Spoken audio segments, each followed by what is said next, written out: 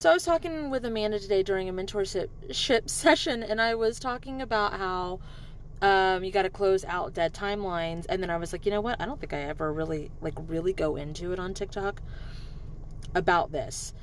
Okay. Have you ever thought about when you...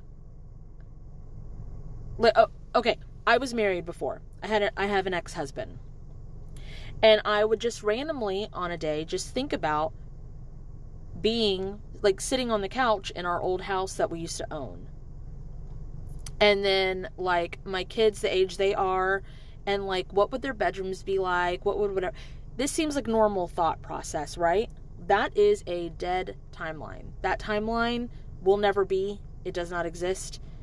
If the actions kept going in that timeline the way they were before he went to prison, before all the things, that's a possible timeline. But it cannot be a possible timeline now. It needs to be collapsed. You have to close that dead timeline. So we talk about past life bleed overs all the time of how all time is now. So you might be experiencing something that's happening to you in a past life in your now form as a bleed over. We don't really talk about the timelines very often. So, I'm going to use hand as an example. These are the timelines, okay? This is the timeline that you're on.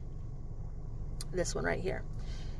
All the ones it's going to go left to right, like reading. So, all the ones over here in your past, those are timelines that could have happened, but no longer happen. You don't want to close out these, because these are future timelines that are bigger and better and brighter things for you. So all of these timelines are existing at once, but they're not past lives. These are current multiverse timelines.